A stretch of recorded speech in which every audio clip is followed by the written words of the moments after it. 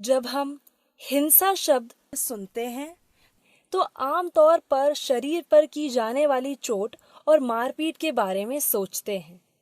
प्राय हम इसी को हिंसा समझते हैं, किंतु हिंसा के अन्य प्रकार भी हैं, जिनमें शारीरिक, मानसिक और आर्थिक एवं लैंगिक हिंसा भी शामिल है।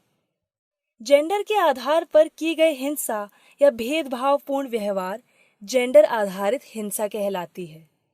आमतौर पर हमारी समाज में महिलाओं के साथ भेदभाव, हिंसा व प्रताड़ना जैसे दुर्व्यवहार अधिक होते हैं।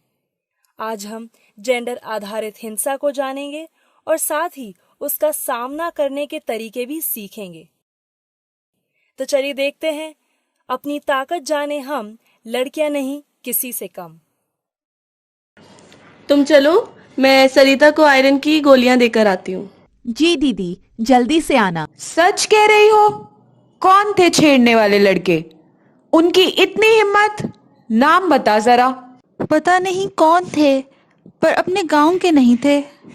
काकी वो साइकिल लेकर स्कूल के रास्ते पर खड़े हो जाते हैं। कभी सीटी बजाते हैं तो कभी गाने गाते हैं। तुमको कैसे पता चला? हम स्कूल ना आने वाली लड़कियों के घर जा रहे हैं, उन्हें समझाने, उनसे ही पता चला। भला हो तुम्हारा जो यहाँ आई, पर यह समस्या तो बहुत गंभीर है। कई लड़कियों ने इसी कारण स्कूल आना बंद कर दिया। क्या हुआ? कौन सी गंभीर समस्या आन पड़ी काकी? गांव की लड़कियों और औरतों के साथ हिंसा क्या गंभीर समस्या नहीं? उधर दीपा परेशान, इधर ये। अरे काकी, समस्या है तो उसका हल भी होगा। बताओ क्या हुआ दीपा के घर? उसका पति आए दिन पीटता है। कितनी बार समझाया, पर कल कल क्या हुआ? हमें तो पता ही नहीं। कल रात दीपा के भाई आए थे। उनके सामने भी पहले गाली गलौज और फिर मारपीट। काकी, औरतों में ताकत नहीं होती क्या, जो वो मार खाती रहती हैं? नहीं निशा, औरतें सहने की आदत डाल लेती हैं। यही समझाया दीपा को। सहो नहीं, कहो।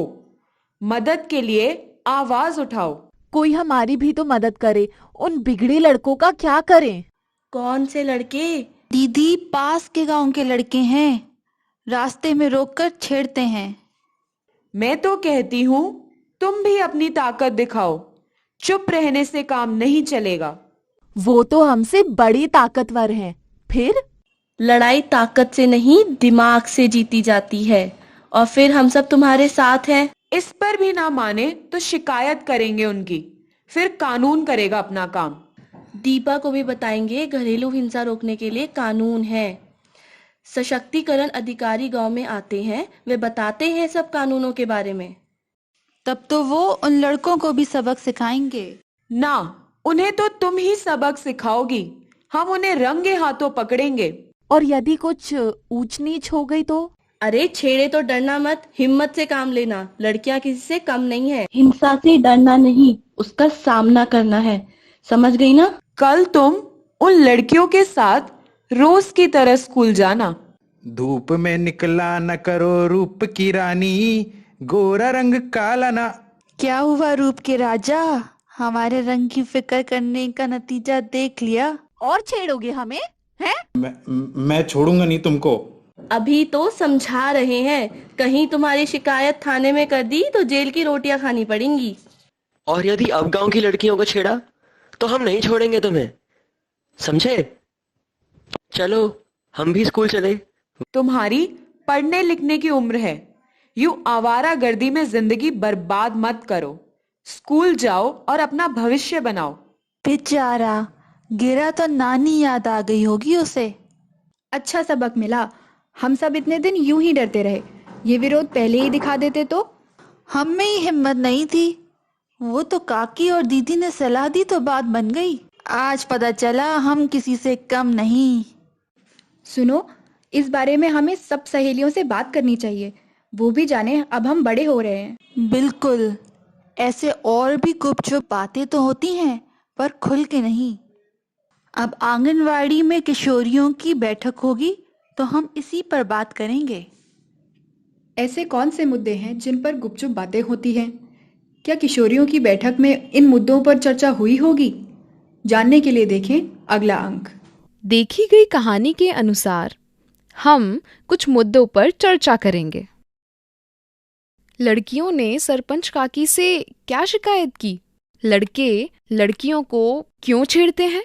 लड़कों को सबक सिखाने के लिए क्या योजना बनाई? सरपंच काकी दीपा के घर क्यों गई थी? लड़के स्कूल के रास्ते में लड़कियों के साथ किस प्रकार का दुर्व्यवहार करते थे? इस तरह के और कौन कौन से व्यवहार हैं जो लड़कियों या महिलाओं के आत्मसम्मान को ठेस पहुंचाते हैं? आशा दीदी ने अगले दिन के लिए क्या सलाह दी?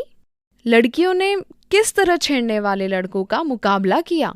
हिंसा को सहना नहीं कहना होगा, इसे सबको समझाने के लिए क्या करना चाहिए?